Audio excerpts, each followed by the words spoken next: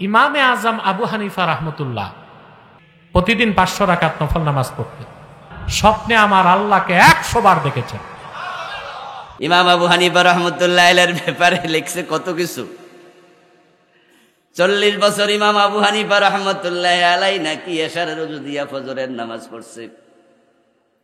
হেদায়া কিতাবের মুকদ্দমার মাঝেও আমি কাহিনী পাইছি, আশ্চর্য হইছি পাইয়া। হারে আলেমরা এগুলো লেখলো কেমনে? উনি আল্লাহরে স্বপ্নে দেখছে 99 বার। মুকদ্দমা হেদায়াতের মাঝে হেদায়ার পাইলাম। আজীব আজীব আজীব, এগুলো বাড়াবাড়ি ছাড়া কিছু নয়। ইমাম আবু হানিফা রাহমাতুল্লাহি আলাইহি এশারের নামাজের উযু দিয়া ফজরের নামাজ পড়লেন 1-2 দিন না, 40টা বছর। কি প্রমাণ হয়ে গেল? রাতের বেলায় ঘুমাইলে ওযু থাকেনি। এর মানে উনি রাতের বেলায় ঘুমান। আচ্ছা, বিশ্বনবী এভাবে রাতের বেলায় জায়গায় থাকতেন কয় বছর? আবু বকর, ওমর, ওসমান আলী, ইমাম বুখারী।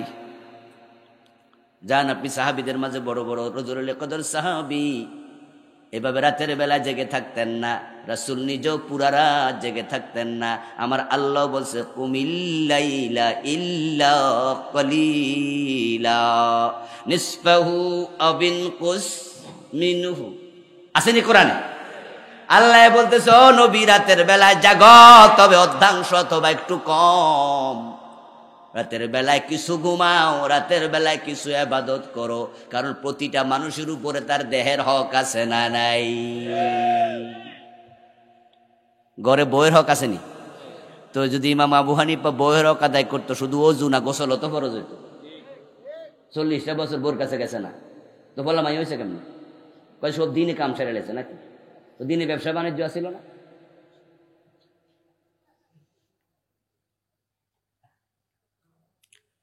আব্দুল্লাহ জাহাঙ্গীর স্যার রাহেমাহুল্লাহ বলেন, কৃপণতা করেন না, বলেন রাহেমাহুল্লাহ। নাম তো শুনছেন। বাংলাদেশের প্রখ্যাত হাদিস বিশারদ ছিলেন। এক মাহফিলে আমি ছিলাম উপস্থিত। উনি বলতেছে যে বাংলাদেশে মানুষরে আপনি সঠিক সুন্নার কথা কইবেন, দেখবেন সুবহানাল্লাহ কইব মরা মরা আস্তে আস্তে। আর আজগবি সুন্নাত কইবেন সুবহানাল্লাহ জোরে মারব। তখন তিনি এই কথাটা বলছিলেন। তখন তিনি ইমাম আবু হানিফা রাহিমাহুল্লাহ 40 বছর ফজরের নামাজ এশার ওযু দিয়ে পড়ার কাহিনীটা বলেছিলেন।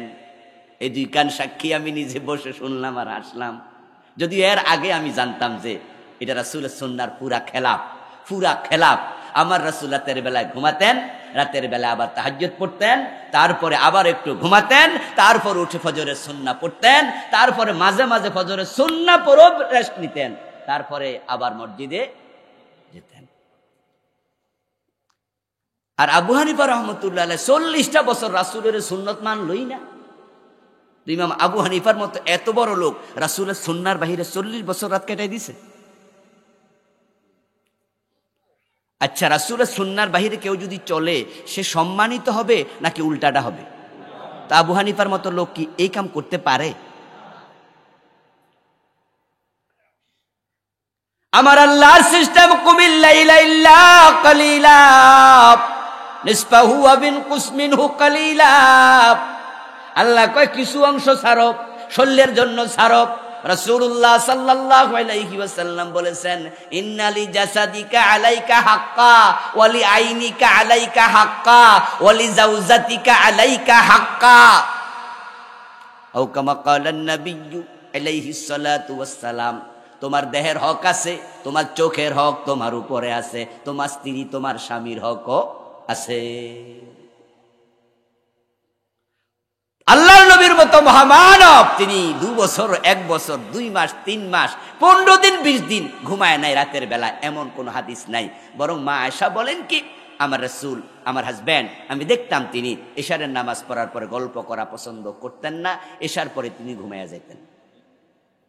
তারপরে গভীর রাতের বেলা তিনি উঠতেন, উঠে তিনি তাহাজ্জুদের নামাজ পড়তেন 8 রাকাত। তারপরে তিনি বিতিরের নামাজ পড়তেন, তারপরে তিনি আবার একটু ঘুমাতেন, তারপরে ফজরের সময় উঠে তিনি ফজরের নামাজের জন্য প্রস্তুতি নিতেন। এই যে কিছু ঘুমাতেন কিছু উঠতেন, এই ওয়াজ শোনার পরে পাবলিক কয় তে সুবহানাল্লাহর কি কমু, এরকম তো আমরাও পারি। ঠিক না? কেউ যদি এশারের নামাজ 8:30 বাজে 8টার ভিতরে পড়ে ফেলে, তারপরে ঘুমাইয়া যায়, রাতের 2:30টায় ওঠা সম্ভব না, 3টায় ওঠা সম্ভব। তো তিনি উঠবেন, 8 রাকাত তাহাজ্জুদ পড়লেন, তারপরে আবার যদি 15-20 মিনিট আধা ঘন্টা উনি রেস্ট নেয়, তারপরে ফজরের নামাজ পড়ে। তো রাসূল এটা করছে, তো সুবহানাল্লাহর কি, এটা তো স্বাভাবিক বিষয়। আর ইমাম আবু হানিফা 40 বছর টানা এশার ওযু দিয়া ফজর পড়ছে, একটুকুও ঘুমায় নাই। পাবলিক কয় সুবহানাল্লাহ, তো রাসূলের সুন্নাহর বাইরে কি সুবহানাল্লাহ নাউজুবিল্লাহ না বলা দরকার?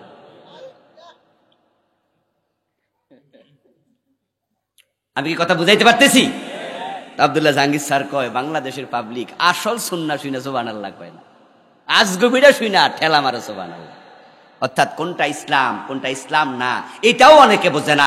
আলেম ওলামারা পর্যন্ত এই হাদিসগুলো, এই জাল কথাগুলো বলে বেড়াচ্ছে। ইমাম আবু হানিফার সম্মান বাড়াইতে যাইয়া এমন কাহিনী বানাইয়া দিল যেটা সুন্নাহর সাথে পুরা সংঘর্ষ তৈরি করে।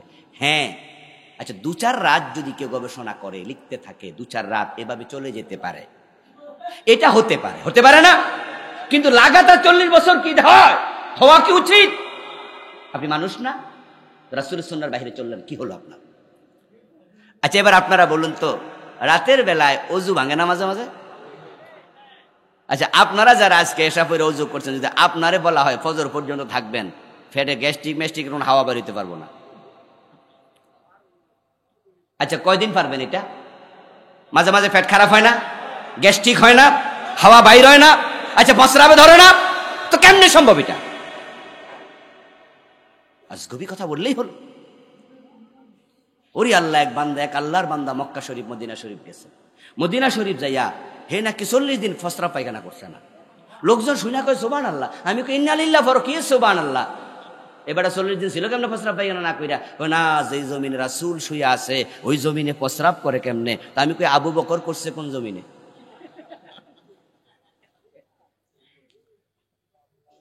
হযরত ওমর কি মদিনায় প্রস্রাব দল্লি কি মক্কা শরীফ যাই করে আইছে, নাকি সুদানে চলে গেছে? ওমর করে নাই? তুমি কি ওমর হচ্ছে মোত্তাকি হয়ে গেছো, ফাইজলামির জায়গা পাও না? মদিনা যে জুতা পায়ে দিয়ে হাঁটে না, কি হয়েছে ভাই? কোন রাসূল শুয়ে আছে। তবে কি আবু বকর ওমর তো মসজিদে জুতা লইয়া ঢুকছে পায়ে দিয়া, জুতা পায়ে নামাজ পর্যন্ত করেছে, এমন হাদিস। জুতা পবিত্র থাকলে পায়ে দিয়ে নামাজ পড়তে কোনো মানা নাই। মানে আমাদের দেশের পাবলিক আজগবি কাহিনী বানাইতে পারলে মজা পায় শুধু। হযরত আলী রাদিয়াল্লাহু তাআলা আনহুর সম্মানে তো এত জাল হাদিস যেটা কল্পনাতীত। তার মাঝে বিখ্যাত একটি জাল হাদিস, রাসূল নাকি বলেছেন, আনা মাদিনাতুল ইলমি ওয়া আলিয়ু বাবুহা, আমি হলাম এলেমের শহর, আলী হলো সে এলেমের দরজা। এই হাদিস শুনে তো পাবলিক কইব সুবহানাল্লাহ, অথচ মুহাদ্দিসগণ বলেন এই হাদিস রাসূল বলে নাই। এই জন্য ইসলামের বিষয়গুলো হবে গবেষণামূলক, আন্দাজমূলক হতে পারে না। যাই হোক, আমি প্রিয় ভাইয়েরা, যে কালাম থেকে আমি পড়লাম, এ কোরআন নাজিল করেছেন কে? আল্লাহ। আল্লাহ যেমন মহা সম্মানিত, তার নাজিল করা এই কিতাবও মহা সম্মানিত। এই কিতাবের সাথে যেই ব্যক্তি অথবা যে বস্তু সম্পৃক্ত হবে, আল্লাহ তাআলা তার সম্মানও নিজ দায়িত্বে বাড়িয়ে দেন। আল্লাহর হাবিব বলেছেন, ফাদলু কালামিল্লাহি আলা সাইরিল কালাম কাফাদলিল্লাহি আলা খালকিহি। তামাম দুনিয়ার সব মানুষের কথার উপরে আল্লাহর কথা, আল্লাহর কালামের সম্মান ততটাই বেশি।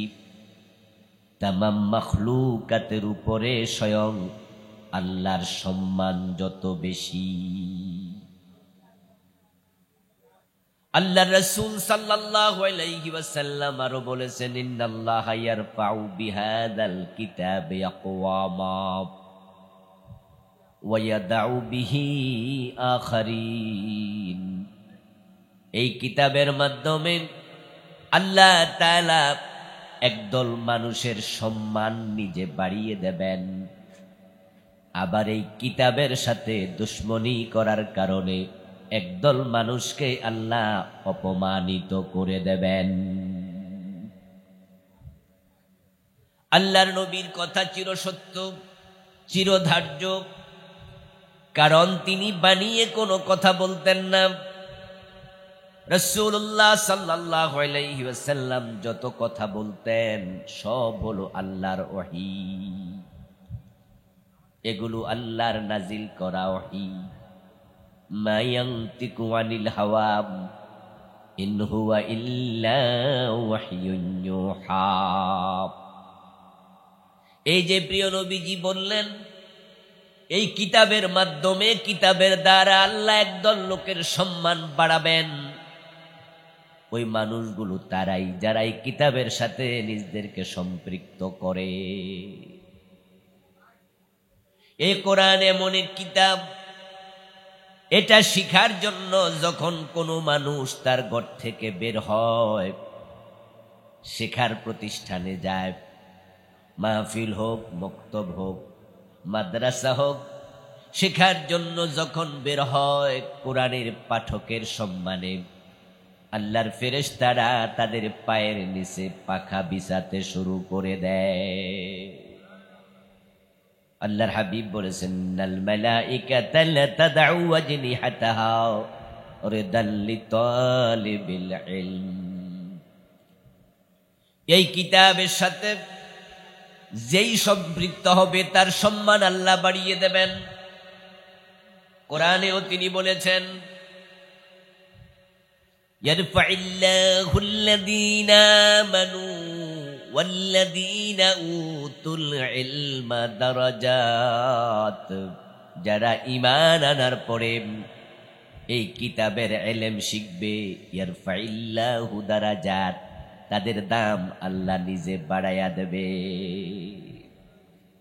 নবীজি আরো বলেছেন, খায়রুকুম মান তাআল্লামাল কুরআনা ওয়া আল্লামাহু। তোমাদের মাঝে সেই তো সর্বসেরা যে কোরআন নিজে পড়ে এবং অন্যকে কোরআন শিখায়। আমার প্রিয় ভাইয়েরা, এ কোরআনের সাথে সম্পৃক্ত হওয়ার কারণেই কোরআনের দায়ী, কোরআনের প্রতি মানুষকে আহ্বান করার কারণে আমরা বাংলাদেশে একজন মানুষকে সবাই চিনি, আল্লামা সাঈদী রাহিমাহুল্লাহ। উনার যে আকাশচুম্বী জনপ্রিয়তা, সম্মান, এমন সম্মান ব্যক্তি পর্যায়ে বাংলাদেশে দ্বিতীয় কারো নাই। এই সম্মান উনার চেহারার কারণে নয়। উনাকে যে আমরা এরকম ভালোবাসি, উনার মৃত্যুর রায় যেদিন দিল, ফাঁসির অর্ডার দিল, 100-র উপরে মানুষ শাহাদাত বরণ করল, সারাটা দেশ অচল করে দিল। আচ্ছা, উনার সাথে কি মানুষগুলোর আত্মীয়তার সম্পর্ক ছিল? এবং যে মানুষগুলো তার জন্য জীবন দিয়ে দিল, এই মানুষগুলোর কাছে ব্যক্তিগতভাবে উনি অনেকের সাথে পরিচিত নন, নাম জানেন না, চিনেন না। এই যে আমরা আজকে এখানে যারা আছি, আমরাও তাকে খুবই ভালোবাসি, কারণ উনার চেহারা নয়, উনি আমাদের আত্মীয় তাও নয়, কারণ শুধু একটাই, বাংলাদেশে উনি আল্লাহর কোরআনের সবচেয়ে বড় দায়ী, সবচেয়ে বড় আলেম, কোরআনের প্রতি আহ্বানকারী। আল্লাহ তাআলা কোরআনের সাথে যারা সম্পৃক্ত হয় তাদের দাম বাড়িয়ে দেন। আবার যারা কোরআনের বিরোধিতা করবে, কোরআনের উল্টা চলবে, রাসূলুল্লাহ বলেন, ওয়ায়াদাউ বিহি আখারিন, আরেক দল মানুষকে আল্লাহ অপমানিত করবে। গত 15টা বছর যারা এই দেশে ধারাবাহিকভাবে ক্ষমতায় ছিল, অর্থ, ভিত্ত, ক্ষমতা, লোকবল, জনবল, প্রশাসন সব যাদের সাথে ছিল, এ মানুষরা অগাস্টের 5 তারিখে বেজ্জতি হইয়া দেশ থেকে পালাবেন কেন? কোন কারণ? আজকে সারা দেশের কোথাও তারা পরিচয় দিতে পারে না, এতটা হীন হয়ে গেল, মানুষের কাছে এতটা ছোট হয়ে গেল। আমি মনে করি কারণ সবচেয়ে বড় যেটা, সেটা হলো বিগত 15 বছরে তারা আল্লাহর কোরআনওয়ালাদের সাথে সবচেয়ে বেশি দুশ্মনী করেছে। আল্লাহ তাই তাদেরকে লাঞ্ছিত করেছে, অপমানিত করেছে। এ কোরআনের সাথে যে বন্ধুত্ব করবে তার সম্মান আল্লাহ বাড়িয়ে দেবেন। এই কিতাব এমন এক কিতাব যেটা যেই রাতে নাজিল হলো ওই রাতের দাম 1000 মাসের চেয়ে বেড়ে গেল। যেই নবীর উপর নাজিল হলো সেই নবী সেরা নবী হয়ে গেলেন। যে উম্মতের উপর নাজিল হলো সে উম্মত কুনতুম খায়রা উম্মাহ, সব উম্মতের মাঝে সেরা। কম দামি কাপড় যদি কোরআনের গিলাফ হয়ে গায়ে লাগে সেই কাপড়ের দাম বেড়ে যায়। কম দামি কাঠ যদি কোরআনের রেয়াল হয়ে যায়, কোরআনের গায়ে লাগলে সে রেয়ালের দাম বেড়ে যায়। সুতরাং আমরা যদি সম্মানিত হতে চাই দুনিয়া এবং আখেরাতে, কোরআনের সাথে বেশি বেশি সম্পৃক্ত হওয়া প্রয়োজন আছে না নাই? আপনাদেরকে আমি আজকে সে কোরআনের প্রতি আহ্বান করছি। যে মানুষগুলো কোরআন পড়ে না তারা হতভাগা। এজন্যই তো বাংলাদেশের একজন পণ্ডিত মানুষ, আমার জানা মতো উনার মতো এত ভাষায় পণ্ডিত বাংলাদেশে দ্বিতীয় কোনো মানুষ নেই, যিনি 18টি ভাষায় পণ্ডিত ছিলেন। বসে যান প্লিজ, আলোচনা চলছে যেহেতু আপনারা মিছিল বন্ধ করে বসে যান। জি ধন্যবাদ আপনাদের, বসে যান। মাশাআল্লাহ। বলছিলাম ডক্টর মোহাম্মদ শহীদুল্লাহর কথা। আপনারা বাংলাদেশের শিক্ষিত মানুষ ডক্টর মোহাম্মদ শহীদুল্লাহর নাম জানে না এমন শিক্ষিত মানুষের সংখ্যা খুব কম। উনি 18টি ভাষায় পণ্ডিত ছিলেন। ভাষা জানা আর ভাষার পণ্ডিত হওয়া এক কথা নয়। আমাদের দেশে যারা রিক্সা চালায় তারা কোন ভাষায় কথা বলে? কথা বলেন না কেন? যারা রিক্সা চালায় কোন ভাষায় কথা বলে? ওরা কি সবাই বাংলা ভাষার পণ্ডিত? তাহলে ভাষা জানা আর ভাষার পাণ্ডিত্য এক জিনিস না। উনি 18টি ভাষা শুধু জানতেন তা নয়, 18টি ভাষায় তিনি ছিলেন পণ্ডিত। ওই ডক্টর মোহাম্মদ শহীদুল্লাহ রাহিমাহুল্লাহ তিনি এক বক্তৃতায় বলেছিলেন, আপনি পৃথিবীর জ্ঞানে যত বড় জ্ঞানী হন, পণ্ডিত হন, যদি আপনি আল্লাহর কোরআনের জ্ঞান, কোরআনের এলেম না শিখেন, কোরআন না জানেন, তাহলে আমি আপনার নামের পূর্বে জাহেল, মূর্খ শব্দ যোগ করতে চাই। আপনি অন্য জ্ঞানে পণ্ডিত, কোরআন জানেন না, আপনি হলেন মূর্খ পণ্ডিত, আপনি জাহেল পণ্ডিত। এই কোরআন হচ্ছে এলমের আকর, এলমের উৎস। এই কোরআন হচ্ছে মুক্তির একমাত্র কিতাব। যার কাছে কোরআনের এলেম নাই, আল্লাহ তাআলা কোরআন বিহীন, কোরআন জানে না এমন ব্যক্তিকে আখেরাতে অন্ধ বানিয়ে তুলবেন। কোরআন দুনিয়ায় হলো মুক্তি এবং সমৃদ্ধির আলোকবর্তিকা। কোরআনকে জন্য নূর বলা হয়।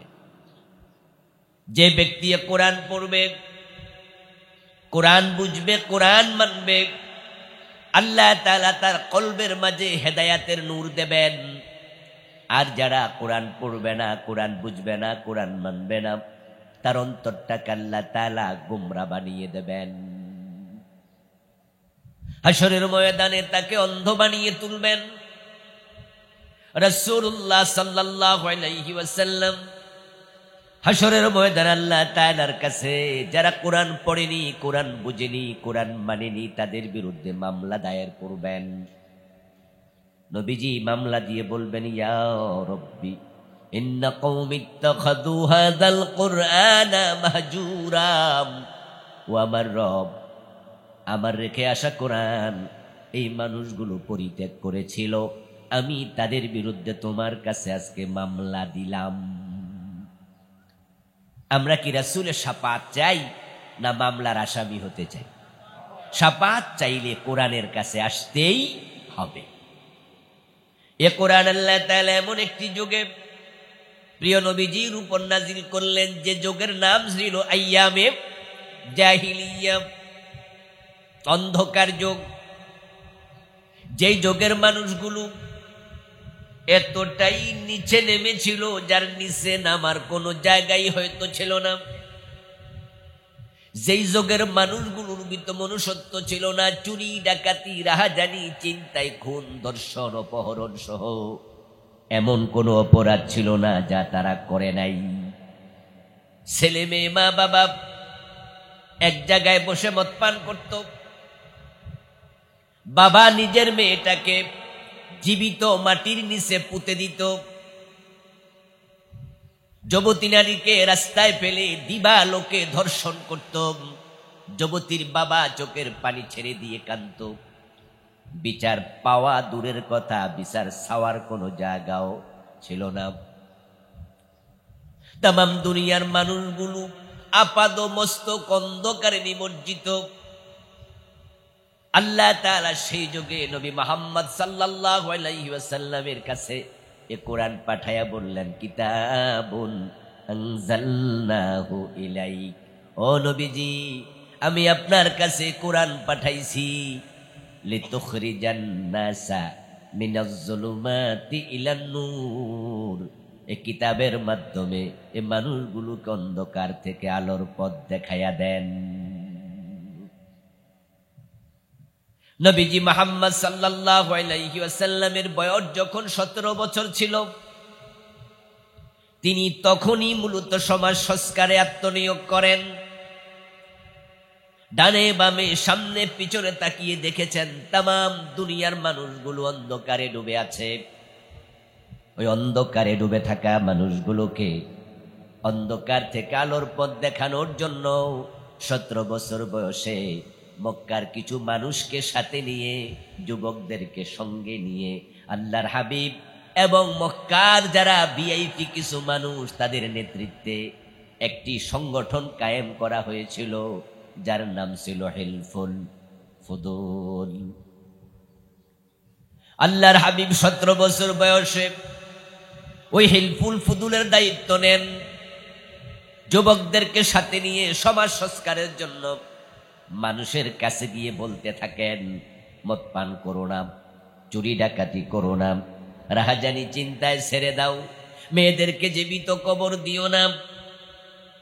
দাওয়াত দিলেন, মানুষকে বুঝালেন, বললেন। বলতে বলতে প্রিয় নবীর বয়স হয়ে গেল 40। 23টা বছর চলে গেল।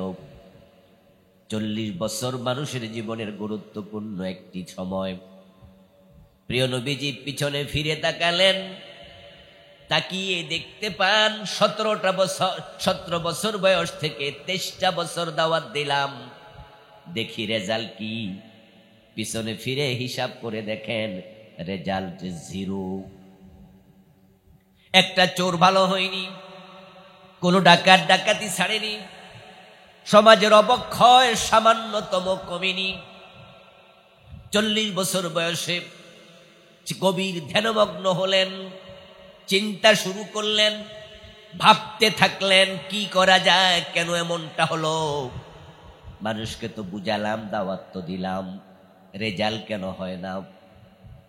আল্লাহর হাবিব ধ্যানমগ্ন হওয়ার জন্য ঘর থেকে বের হয়ে জাবালে নূর নামক পাহাড়ের চূড়ায় উঠে গারে হেরার মাঝে ধ্যানমগ্ন হলেন। সেখানে জিবরিল আমিন কোরআন নিয়ে অবতীর্ণ হলেন। কোরআন এসে গেল, ইকরা বিসমি রাব্বিকাল্লাযী খালাক।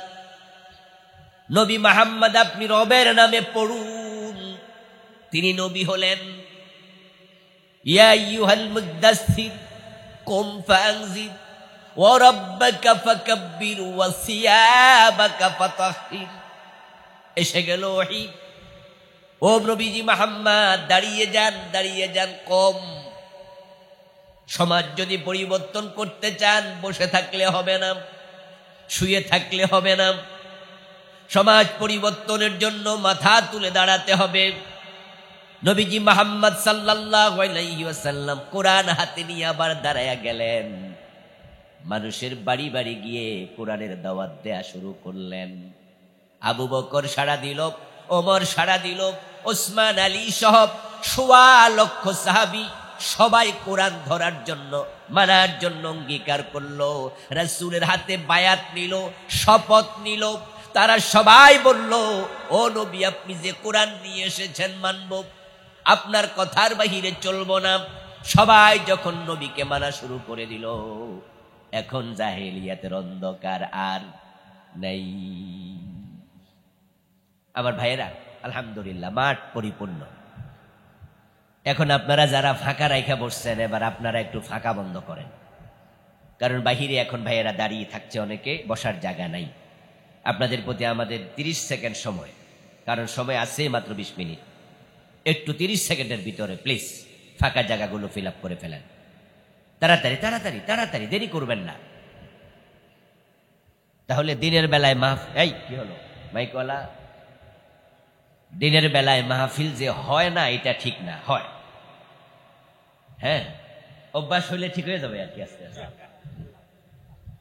কারণ আজকে যখন আমি আর 20 মিনিট পরে ছেড়ে দেব, তখন আফসোস করে বলবে, না ওয়াজটা আর একটু বেশি হইলে ভালো ছিল, হ্যাঁ আর একটু লম্বা হইলে ভালো ছিল। ইনশাআল্লাহ লম্বা হবে, যেহেতু আমার পরে আবার বক্তা আছে।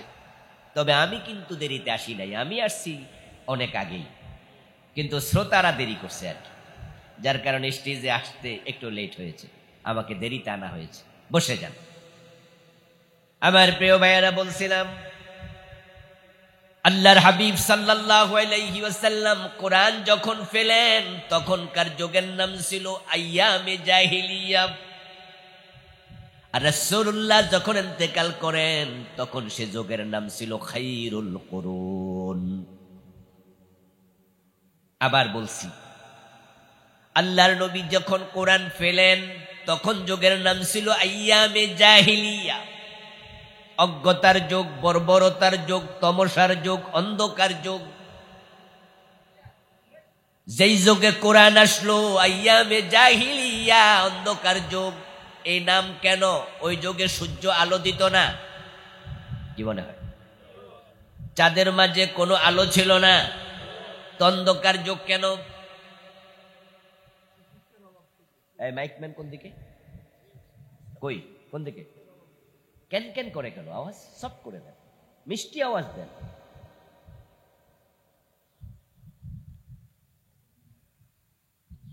সূর্য আলো দিত, কিরণ দিত, চাঁদ আলো দিত, কিন্তু সে যুগের মানুষগুলোর অন্তরের মাঝে কোনো আলো ছিল না, অন্ধকারে ঢাকা ছিল হৃদয়।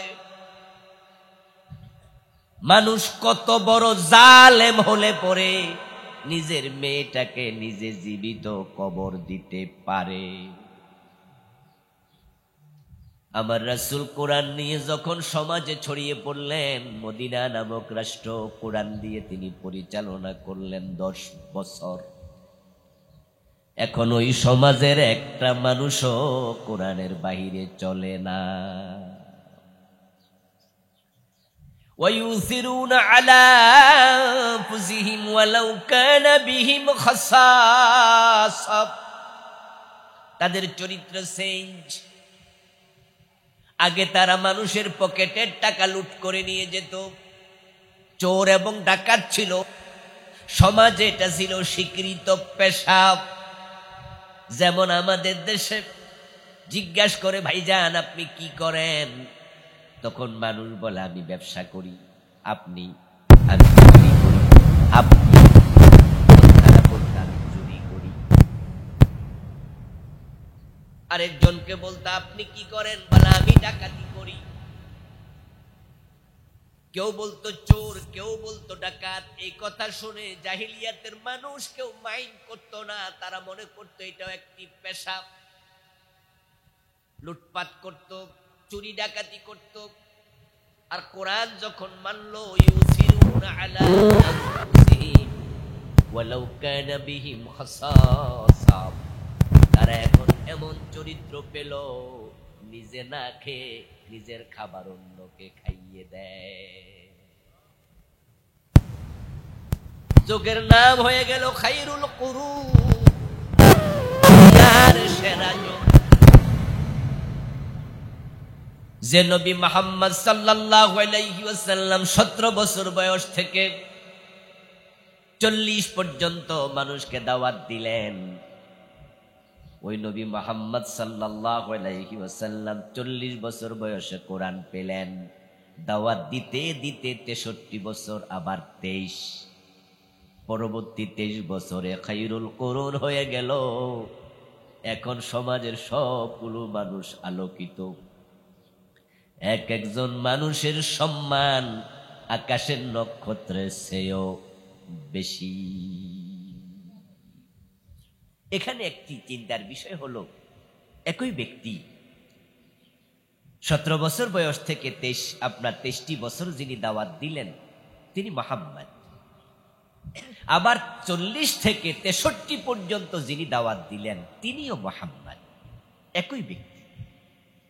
প্রথম 23 বছর রেজাল্ট 0, পরবর্তী 23 বছরের রেজাল্ট ফুলে ফলে সুশোভিত, এবং তিনি হয়ে গেলেন তামাম পৃথিবীর বিখ্যাত মহানায়ক, দুনিয়ার সর্বশ্রেষ্ঠ হিরো। একই ব্যক্তির দুই কাল দুই রকম, সময় কিন্তু সেম। 17 থেকে 40 ও 23, 40 থেকে 63 ও 23। প্রথম 23 বছরে অন্ধকার, পরের 23 বছরে আলোয় ভরা। ব্যক্তি তো একজন, বিশাল ব্যবধান, একটা মাত্র কারণ প্রথম 23 বছর দাওয়াত দিয়েছেন কোরআন ছাড়া, তখন জমিনে কোরআন আসে নাই। পরের 23 বছর দাওয়াত দিয়েছেন কোরআন দ্বারা। এতে বোঝা যায় পরিবর্তন করতে হলে আল্লাহর কোরআনের বিকল্প নাই। কোরআন ছাড়া আব্দুল্লাহর বেটা মুহাম্মদ পারে নাই। আল্লাহর হাবিবের যে মেধা, বুদ্ধি, বিচক্ষণতা, প্রজ্ঞা, প্রত্যুৎপন্নমতিতা, এটা কি নবুয়তের আগে ছিল না? নবুয়তের আগে তিনি অবুঝ ছিলেন, বুদ্ধি কম ছিল। বরং ইতিহাস বলে নবুয়তের আগেই তো লোকেরা নবী মুহাম্মদকে আলামিন উপাধি দিয়েছে, as-সাদিক বলেছে। এবং মক্কা গড় বানানোর সময় যে হজরে আসওয়াদ পাথর নিয়ে দ্বন্দ্ব লেগেছিল, ওই দ্বন্দ্বের নিরসন নবী মুহাম্মদ নিজে বিচারক হয়ে সমাধান করেছেন, দ্বন্দ্বের নিরসন করেছেন। তখনও তিনি নবী হন নাই। এবং মা খাদিজা রাসূলুল্লাহ সাল্লাল্লাহু আলাইহি ওয়াসাল্লামের সততা এবং বিচক্ষণতায় তিনি মুগ্ধ হইয়া রাসূলকে বিয়ের প্রস্তাব দিয়েছেন। নবীর বয়স তখন ছিল 25, ওহী আসার 15 বছর আগে। এই ইতিহাসগুলো প্রমাণ করে তিনি নবুয়তের আগেও বুদ্ধিমান ছিলেন, বিচক্ষণ ছিলেন, সৎ ছিলেন, চালাক ছিলেন। তো সৎ মানুষ, চালাক মানুষ, বুদ্ধিমান মানুষ, বিচক্ষণ মানুষ, কিন্তু দাওয়াত দিলেন, সমাজের অন্ধকার দূর করতে পারেন নাই। এতে প্রমাণিত হয় কোরআন ছাড়া সমাজ পরিবর্তন হবে না।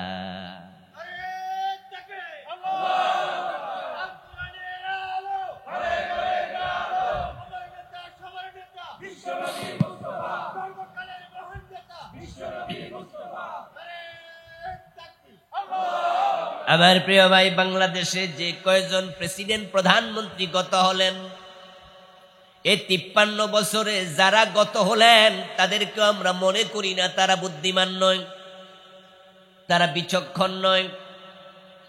শেখ মুজিবুর রহমান, জিয়াউর রহমান, প্রেসিডেন্ট এরশাদ সহ যারা এই দেশের নেতৃত্ব দিয়েছেন, তাদের প্রতি আমাদেরও শ্রদ্ধা আছে। তাদেরকে আমরা নেতা মনে করি, জাতীয় নেতা। কিন্তু এই দেশের চুরি, ডাকাতি, রাহাজানি, চিন্তাই, দুর্নীতি তারা কোনোটাই কমাতে পারেন নাই। একটা মাত্র কারণ, আমাদের নেতারা 53 বছরে দেশ চালানোর সময় আল্লাহর কোরআনের কাছে যান নাই। এই 53 বছরে কি বাংলাদেশ কোরআন দিয়ে চলেছে? আমাদের নেতারা সৎ। জিয়াউর রহমানের সততা নিয়ে বাংলাদেশে কেউ প্রশ্ন করে না, বরং যারা আওয়ামী লীগ করে, আওয়ামী লীগ, বিএনপি, তারাই তো ফ্যাস বেশি লাগায়, নিজেরা কিলাকিলি মারামারি বেশি করে। আর আমরা সাথে যা করে হুজুরদের সাথে, এটা সাময়িক। সব জায়গায় দেশে আমাদের শত্রুতা নাই, বরং অনেক জায়গায় আমরা আলেম ওলামা, আমাদেরকে আওয়ামী লীগ, বিএনপির নেতারাও সম্মান করে। কারণ আমরা এখনো ছোট দল, আমরা আবার যখন বড় দল হয়ে যাব তখন আবার আমরা লগো শুরু করব। ওরা এখন মোছে তেল দিয়ে প্রস্তুতি নিতেছে। ইসলামওয়ালারা যখন আগাবে তখন তারা সব আবার একসাথে বাইয়া খাইয়া পেটে বল কইরা গামছা বাইনা আমরা মারবে, ওরা আবার এক হয়ে যাবে। আপাতত এখন আমাদেরকে সম্মান করে বিভিন্ন। আপনি বন্ধু দেখুন, প্রেসিডেন্ট জিয়ার সততা নিয়ে আওয়ামী লীগাররাও প্রশ্ন তোলে না, বরং প্রেসিডেন্ট জিয়া সৎ ছিলেন। বঙ্গবন্ধু শেখ মুজিব বুদ্ধিমান ছিলেন, অত্যন্ত চৌকস নেতা ছিলেন, এই নিয়ে বিএনপির লোকেরাও প্রশ্ন তোলে না। তো বঙ্গবন্ধু চৌকস নেতা, জিয়াউর রহমান সৎ নেতা, কিন্তু দেশের চুরি কমলো না, ডাকাতি কমলো না, দুর্নীতি কমলো না, শান্তি আসলো না। এর কারণ বঙ্গবন্ধু জিয়াউর রহমান এরশাদ সহ এই 53 বছরে যারা দেশ চালাইছে নিজের বুদ্ধি দিয়ে চালাইছে, কোরআন দিয়ে চালায় নাই। দুনিয়ার সবচেয়ে বড় বুদ্ধিমান মুহাম্মদ ইবনে আব্দুল্লাহ নিজের বুদ্ধিতে সমাজ পরিবর্তন করতে পারে নাই, কোরআন লাগলো। সুতরাং বাংলাদেশও যদি আমরা সমৃদ্ধি চাই, উন্নতি চাই, সুন্দর বাংলাদেশ চাই, সংসদে আল্লাহর কোরআন ঢুকানো দরকার আছে না নাই?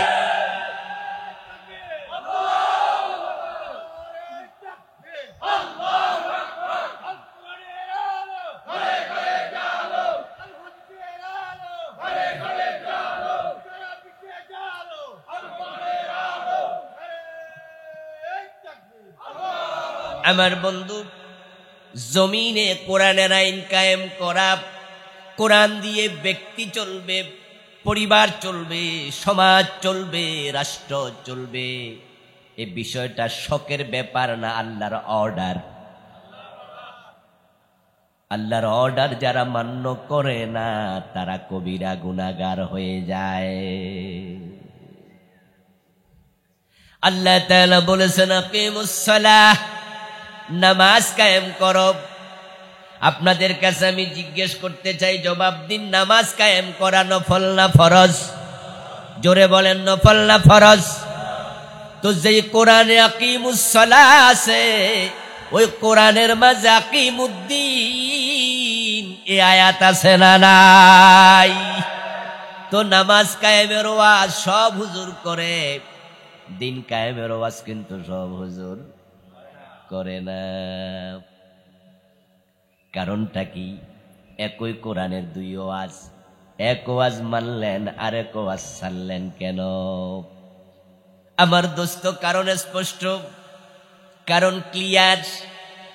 আকিমুস সালাহ বললে চাকরি যায় না, নামাজের ওয়াজ করলে মামলা খাওয়া লাগে না, নামাজের ওয়াজ করলে ইমামতি যায় না, নামাজের ওয়াজ করলে মাদ্রাসার প্রিন্সিপালি ছোটে না, নামাজের ওয়াজ করলে পীরের পিরালি যায় না, নামাজের ওয়াজ করে ব্যবসায় লস হয় না।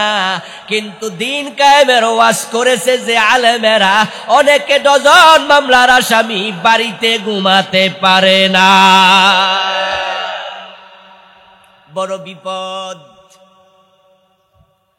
রাসূলুল্লাহ সাল্লাল্লাহু আলাইহি ওয়াসাল্লাম যদি শুধু নামাজের ওয়াজ করতেন, রোজার ওয়াজ করতেন, আবু জাহেলের সাথে নবী মুহাম্মদের দ্বন্দ্ব হওয়ার কথা ছিল না।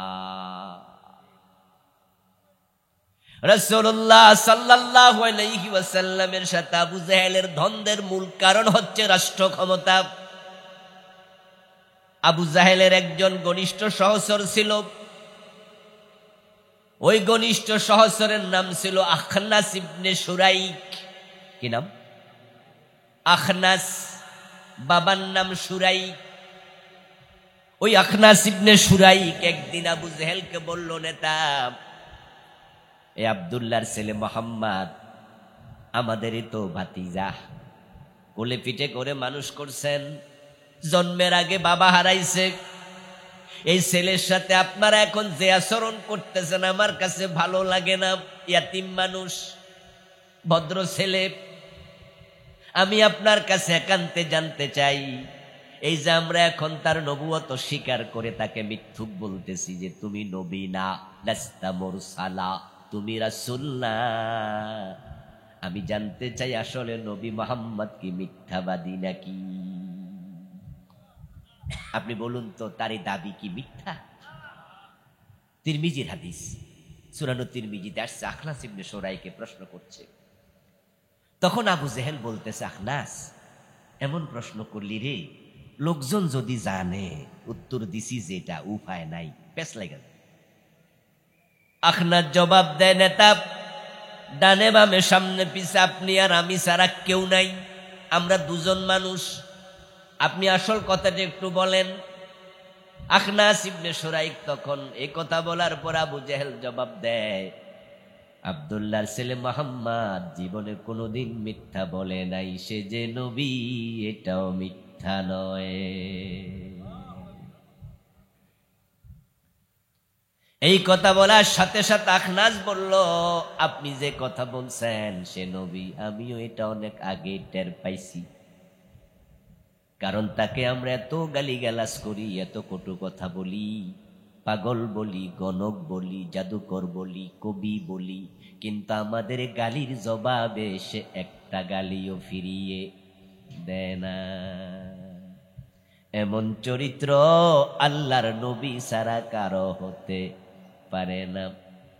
ও নেতা, যেহেতু আপনি বুঝছেন, আমি ওইটা আগে বুঝছি, তো ঝগড়া করে কি লাভ? নিজের ভাতিজা, নিজের আত্মীয়, চলেন আমরা তার কথা মেনে নেই। সাথে সাথে আবু জেহেল বলে, আখনাস বেটা, তোর মতো বুদ্ধি যদি আমার হতো তাহলে আমিও তো মক্কার নেতা থাকতাম না, তোর মতো অবুঝ হলে কি আর নেতৃত্ব দেয়া যায় নাকি? তখন আখনাস জিজ্ঞাসা করে, বুঝলাম না। এবার আখনাসকে আবু জেহেল বলে, মুহাম্মদকে যদি আমি মেনে নেই, এখন থেকে সেই হয়ে যাবে মক্কার নেতা। যদি কালেমাটা পড়ি, তাকে নবী মানি, সে হবে নেতা, আমি হব তার কর্মী। প্রবলেম তো এক জায়গায়, সেটা হলো নেতৃত্ব, ক্ষমতা। আখনাস বলো, ও বুঝছি, এটাই মূল ব্যাপার। কয় জি। যে দুইজন মানুষ সেখানে গল্প করছেন গোপনে, ওই দুইজনের গোপন কথা শোনার জন্য আরেকজন আছে না নাই? বলুন তো তিনি কে? সাথে সাথে আল্লাহ জিবরিল আমিনকে পাঠাইয়া দিলেন। কুরআন মাজিদের আয়াত অবতীর্ণ হলো, ইন্নাহুম লা ইউকাযযিবুনাকা ওয়ালাকিন্নাল যালিমিনা বিআয়াতিল্লাহি ইয়াজহাদুন। আল্লাহ বলে, জিবরিল যাও যাও যাও, আমার নবী মুহাম্মদ উনাকে পাগল বলে, গণক বলে, কবি বলে, তাই মনে বড় ব্যথা, তুমি গিয়া আমার নবীকে শুনায়া দাও, ইন্নাহুম লা ইউকাযযিবুনাকা, ও নবী মন খারাপ করবেন না, তারা গোপনে গোপনে স্বীকার করে আপনি মিথ্যা বলেন না। তারা আপনাকে অস্বীকার করে না, মূলত তারা অস্বীকার করে আল্লাহর আয়াতকে, ওয়ালাকিন্নাজ যালিমিনা বিআয়াতিল্লাহি ইয়াজহাদুন। ঠিক আবু জেহেলদের চরিত্র আমাদের বাংলাদেশে কিছু মুসলমানের ভিতরে ঢুকছে। তারাও বলে, হুজুররা ঠিকই কয়, হুজুররা ভালো, ইসলাম দরকার, কিন্তু আল্লাহর কোরআনের আইনের কথা বললে চেহারা কালো হয়ে যায়। আল্লাহর কোরআনের আইন তারা মানতে রাজি না। আমার প্রিয় ভাইয়েরা, এ কোরআন এসেছিল অন্ধকার দূর করে আলোক দিয়ে, আলোক বর্তিকা দিয়ে দুনিয়াকে ভরে দিতে। আলহামদুলিল্লাহ, আমরা দেখেছি রাসূলুল্লাহ সাল্লাল্লাহু আলাইহি ওয়াসাল্লাম যখন কোরআন কায়েম করলেন, খায়রুল কুরুন হয়ে গেল আবু বকর, ওমর, ওসমান, আলী রাদিয়াল্লাহু তাআলা আনহুম, চারজন খলিফা 30 বছর লাগাতার আল্লাহর কোরআন দিয়ে দেশ চালালেন। অর্ধ পৃথিবীতে ইসলাম পৌঁছে গেল এবং জাহিলিয়াতের অন্ধকার দূর হয়ে এমন সমাজ কায়েম হলো। হযরত ওমরের যুগে আমরা দেখেছি অর্ধ দুনিয়ার সম্রাট ওমর গাছতলা একা একা ঘুমায়, বডিগার্ডের প্রয়োজন আর হয় নাই।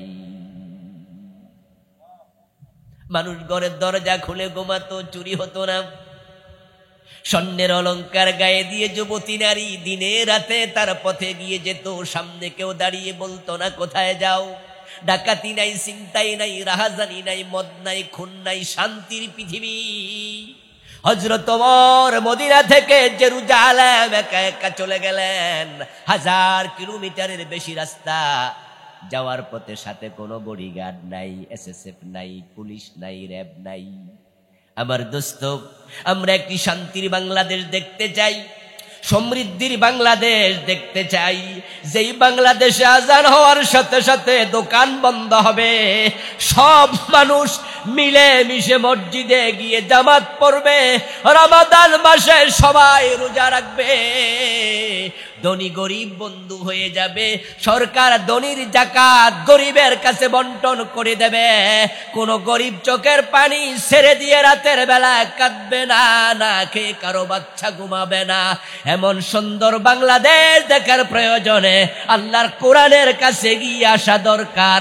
যেই কোরআন জাহিলিয়াত দূর করেছে, বর্তমানের নব্য জাহিলিয়াত দূর করার ক্ষমতা আল্লাহর কোরআনের আছে না নাই?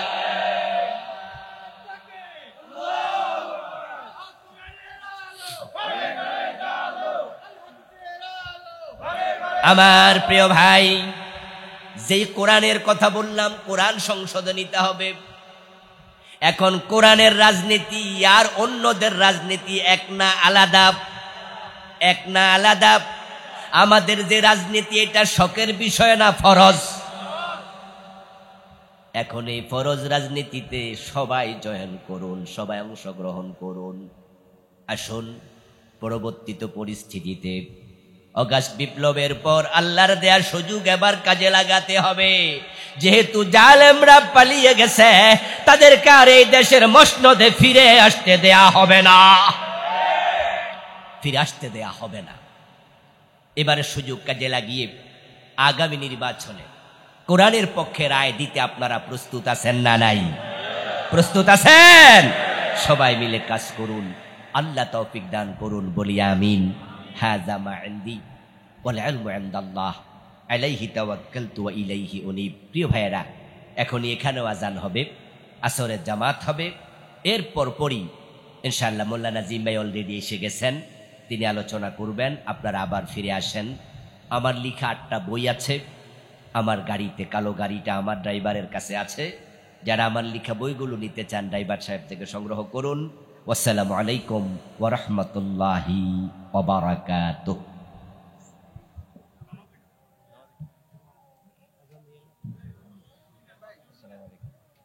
সম্মানিত তৌহিদি জনতা, আমাদের মাহফিল মাঠে আসরের জামাত অনুষ্ঠিত হবে, আর পাশে মসজিদের পাশে পুকুর আছে, ঘাট আছে এবং স্কুলের ওযুখানাও আছে, আপনারা ওযু তৈরি করে নিতে পারেন।